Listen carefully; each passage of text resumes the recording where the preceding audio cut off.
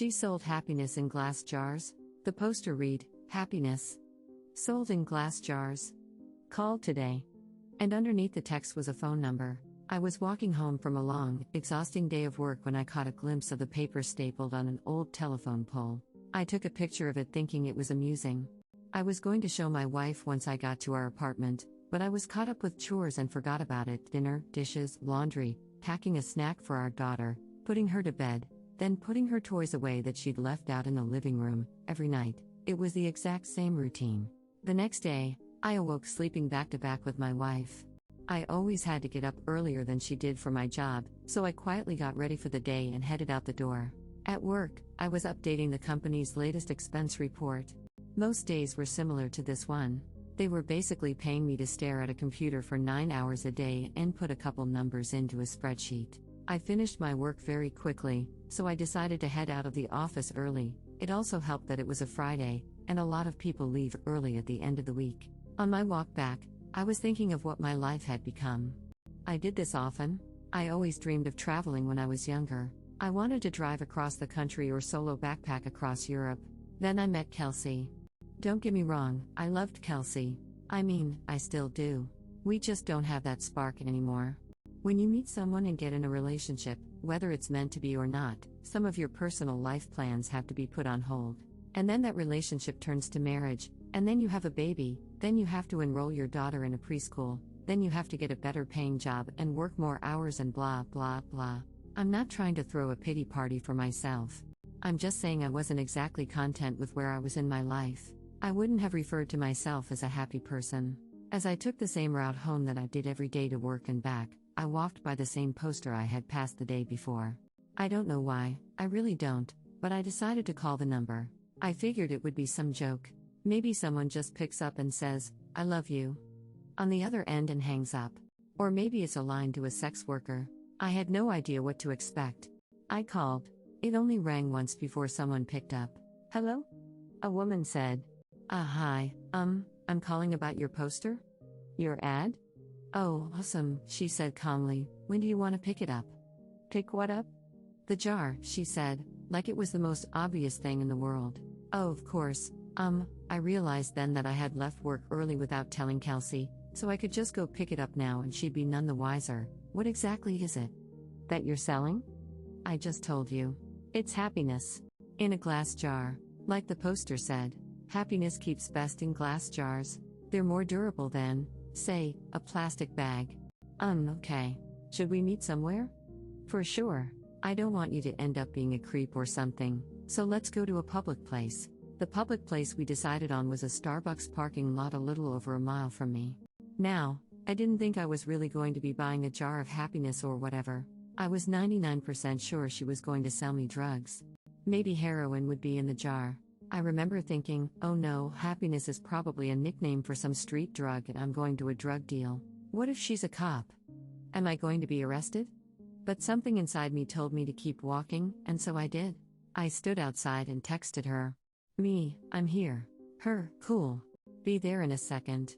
Me, what are you driving? Her, silver Camry. And as her final text came through, I saw her car pull in. She took a spot not too far from where I stood. I could see there was no one else in the car, which put my kidnapping fear to rest. She opened her door and stood on the pavement, looking around until her eyes met mine. I gave her a little nod of acknowledgement. She simply responded by waving her hand, gesturing for me to come over to her car, so I did. She was young, maybe mid-20s, with curly, golden hair. Her skin was pale and contrasted with the all-black outfit she was wearing.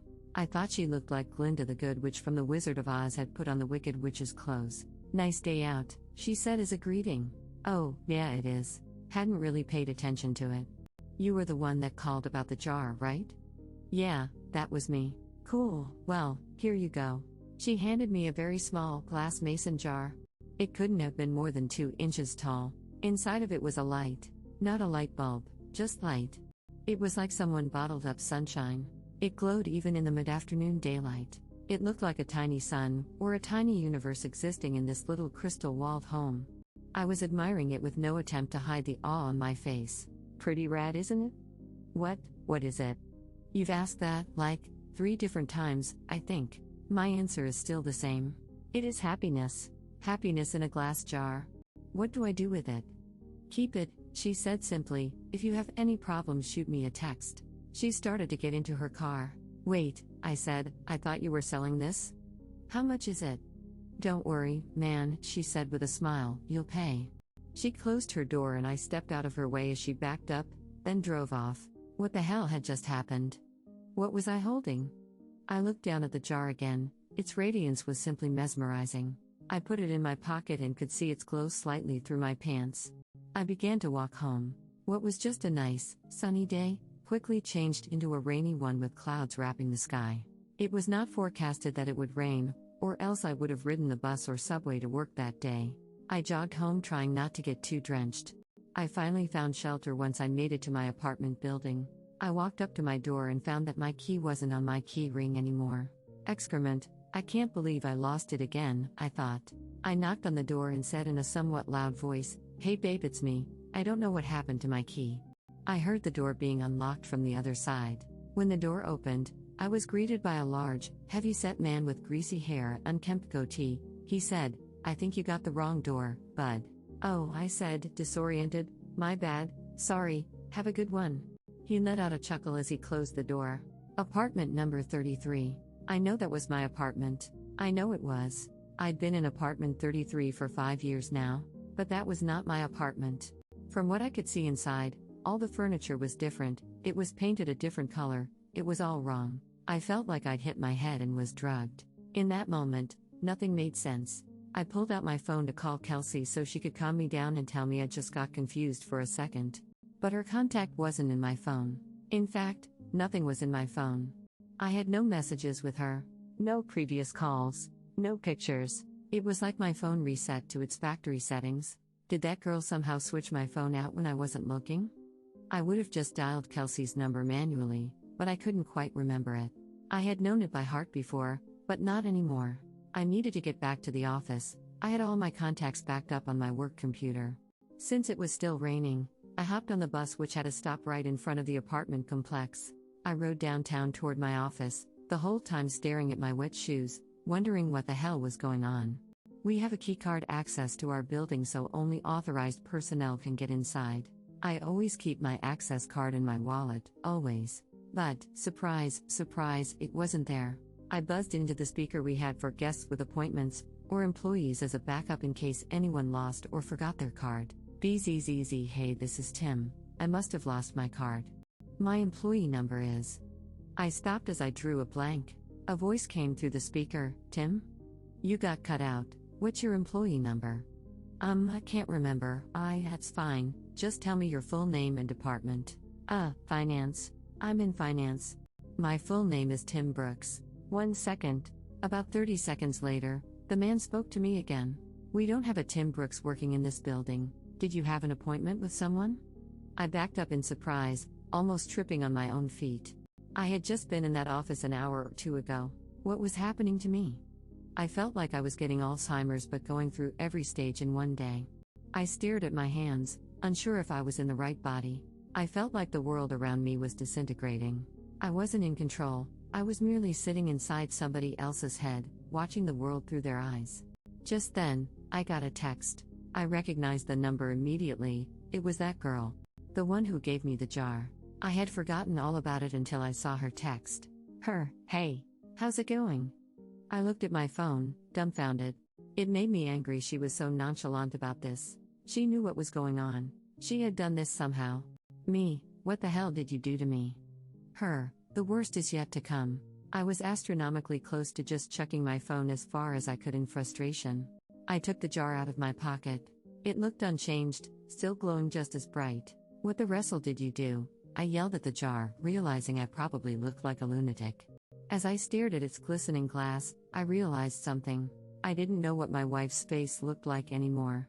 I knew her name. Well, I know it started with a K, or maybe a C. I couldn't picture her in my mind. I knew I had a wife. I knew I did. Yes, because I had a daughter. I had a wife and a daughter. I just couldn't remember their faces then, or their names, or their birthdays, or any memories I had with them. I know they existed. They did exist. I had just seen them that morning, right? I couldn't remember how she looked, or what she smelled like. What was our first date? We had a wedding, right? What about our first kiss? Or my daughter, or was it my son? Maybe I didn't even have a kid. But my wife, or girlfriend, she was real. I knew she was. The thought was tearing me apart. I couldn't see her in my head. I couldn't recall a single fact about her. I was standing outside of the same building, but I was unsure why I was. Did I work there? I must work somewhere. The rain was accompanied by a chilly wind now. It was whipping at my face, making my nose and cheeks sting. I wanted to go home. I wanted to be with her. I wanted to be warm. I wanted to go into a bad office job that kept a roof over my head. I wanted it all. I was soaking wet. I was miserable. I couldn't remember my parents, or my childhood. Did I even have any friends? Why was I in the rain? I looked down at my hand. I was still clutching the jar. The only memory of my entire life I could concretely remember was that girl giving it to me, telling me it was happiness. It did not bring happiness. It brought pain. It brought suffering. I was more miserable in that moment than I'd ever been. My phone buzzed. Break the jar, Tim. I looked at my other hand. With the setting sun and the rainy sky, I swear the jar glowed brighter than any street light near me. I didn't break it because I was following her instruction. I broke it because I was angry. I broke it because I was upset. I needed a release. I raised my arm above my head and brought it down with one swift motion, shattering the jar on the concrete beneath my feet. That dark, chilly air accompanying the rain spread away like it was the shockwave of a bomb going off, and I was at the epicenter. I saw the warm, yellow light from inside the jar spread rapidly across the ground and ascend into the sky. It was as if I was watching the beginnings of the universe being created, like God had just snapped his fingers and said, "Let there be light." I was engulfed in it. I could no longer see street or rain, or anything dark. I felt like I was plummeting into a star going faster than the speed of light. It felt like sitting in front of a fire on a cold winter's night, but that warmth was covering every inch of my body. And then I blinked. Immediately I could feel the sheets beneath me, and my back barely touching my wife's. I was staring out the window. The morning light drenched through the glass and gleamed on my face. I stood from bed and grabbed my phone. It was Friday morning. I had one text, "Let me know if you ever need another jar." Smile. I called in sick to work. I snuck into my daughter's room and greeted her with a kiss and told her she didn't have to go to preschool today. We were going to have a family day. She smiled and stretched out her arms with a yawn before curling up and falling back asleep. I got back in bed and squeezed my wife tightly. I didn't let go for hours. Our daughter came into our room and woke us up eventually. She was jumping on the bed and shouting for us to wake up. Yesterday I may have found that annoying. Yesterday I may have found a lot of things annoying, or monotonous, or dull. But not today. Today, I pulled her under the covers in between me and Kelsey. Today was going to be a good day. Today, I was happy.